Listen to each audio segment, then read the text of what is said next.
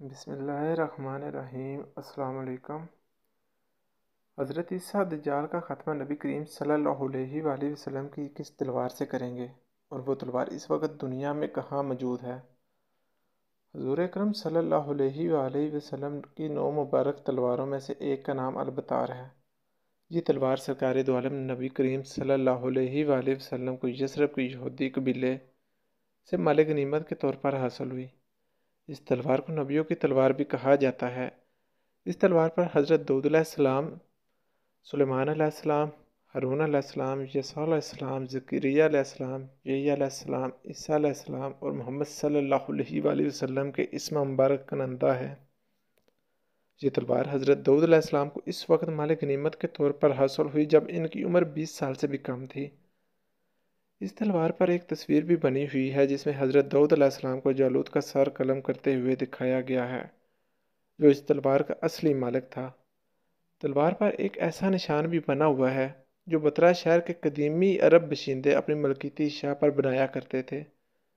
بعض روایات میں یہ بات بھی ملتی ہے کہ یہی وہ تلوار ہے جس سے حضرت عیسیٰ علیہ السلام اس دنیا میں واپس آنے کے بعد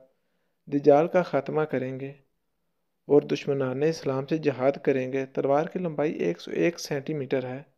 اور آج کل یہ تلوار ترکی کے مشہور زمانہ عجائب گھر توپ کاپی استنبول میں محفوظ ہے۔ دجال کے خاتمے کے بعد حضرت عیسیٰ علیہ السلام اس حال میں ہوں گے کہ اچانک اللہ تعالیٰ کی طرف سے ان کے پاس یہ وحی آئے گی کہ میں نے ایسے بندے پیدا کیے ہیں جن سے لڑنے کی قدر و طاقت کوئی نہیں رکھتا، تو میرے بندوں کو جمع کر کے کوہ طور کی طرف لے جاؤ اور ان کی حفاظت کرو۔ پھر اللہ تعالیٰ یاجوج ماجوج کو ظاہر کرے گا جو ہر بلند زمین کو پھلانگتے ہوئے اتریں گے اور دوڑیں گے، اور ان کی تعداد اتنی زیادہ ہوگی کہ جب ان کی سب سے پہلی جماعت بحیرہ تبریہ سے گزرے گی تو اس کا سارا پانی پی جائے گی۔ پھر جب اس کی جماعت کے بعد دوسری جماعت وہاں سے گزرے گی تو بحیرہ تبریہ کو خالی دیکھ کر کہے گی کہ اس میں بھی کبھی پانی تھا۔ اس کے بعد یاجوج ماجوج آگے بڑھیں گے یہاں تک کہ جبل خمر تک پہنچ جائیں گے، جو بیت المقدس کا ایک پہاڑ ہے، اور ظلم و غارت گری، اذیت رسائی اور لوگوں کو پکڑنے قید کرنے میں مشغول ہو جائیں گے، اور پھر کہیں گے کہ ہم نے زمین والوں کو ختم کر دیا،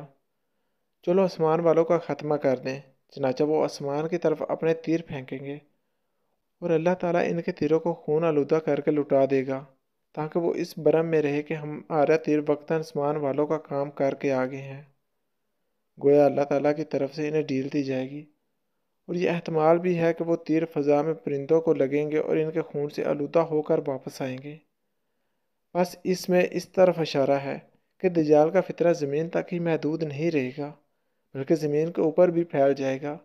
اس عرصہ میں خدا کے نبی اور ان کے رفقا یعنی حضرت عیسیٰ علیہ السلام اور اس وقت کے مومن کوہ طور پر روکے رکھے جائیں گے، اور ان پر اسباب معیشت کی تنگی و قلت اس درجہ کو پہنچ جائے گی کہ ان کے لیے بیل کا سر تمہارے آج کے 100 دیناروں سے بہتر ہوگا۔ جب یہ حالت ہو جائے گی تو اللہ کے نبی عیسیٰ علیہ السلام اور ان کے ساتھی یاجوج ماجوج کی ہلاکت کے لیے دعا کریں گے۔ بس اللہ تعالیٰ ان کی گردنوں میں نگف یعنی کیڑے پڑ جانے کی بیماری بھیجے گا، جس سے وہ سب یک برگی اس طرح مر جائیں گے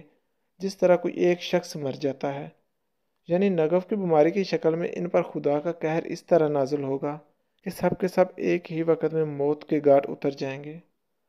اللہ کے نبی اور ان کے ساتھ اس بات سے آگاہ ہو کر پہاڑ سے اتریں گے، اور انہیں زمین پر ایک بالشت کا ٹکڑا بھی ایسا نہیں ملے گا جو یاجوج ماجوج کی چربی اور بدبو سے خالی ہو۔ اس مصیبت کے دفعہ کے لیے حضرت عیسیٰ علیہ السلام اور ان کے ساتھی اللہ تعالیٰ سے دعا کریں گے،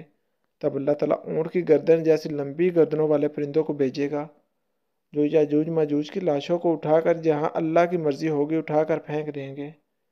ایک اور روایت میں یہ آتا ہے کہ پرندے ان لاشوں کو فیبل میں ڈال دیں گے۔ یہ دراصل ایک جگہ کا نام ہے جو بیت المقدس کے علاقہ میں ہے،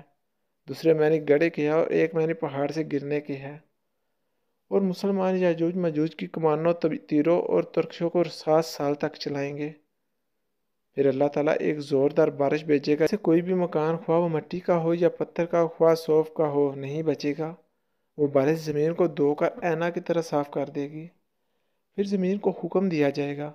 اپنے پھلوں یعنی اپنی پیداوار کو نکال اور اپنی برکت کو واپس لا۔ چنانچہ زمین کی پیداوار اس وقت اس قدر بابرکت اور بافرات ہوگی کہ 10 سے لے کر 40 آدمیوں تک پوری جماعت ایک انار کے پھل سے سیراب ہو جائے گی، اور اس انار کے چھلکے سے لوگ سایہ حاصل کریں گے۔ اس دودھ میں برکت دی جائے گی، یعنی اونٹ اور بکریوں کے تھنوں میں دودھ بہت ہوگا، یہاں تک کہ دودھ دینے والی ایک اونٹنی لوگوں کی ایک بڑی جماعت کے لیے کافی ہوگی۔ دودھ دینے والی ایک بکری آدمیوں کی ایک چھوٹی جماعت کے لیے کافی ہوگی۔ بہرحال لوگ اس طرح کی خوشحال اور امن و چین کی زندگی گزار رہے ہوں گے کہ اللہ تعالیٰ ایک خوشبودار ہوا بھیجے گا جو ان کی بغل کے نیچے کے حصے کو پکڑے گی، یعنی اس ہوا کی وجہ سے ان کی بغلوں میں درد پیدا ہوگا، اور پھر وہ ہوا ہر مومن اور ہر مسلمان کی روح قبض کر کے لے جائے گی، اور صرف بدکار اور شریر لوگ دنیا میں ہی باقی رہیں گے جو آپس میں گدھوں کی طرح مخلط ہو جائیں گے، اور انہی لوگوں پر قیامت ہوگی۔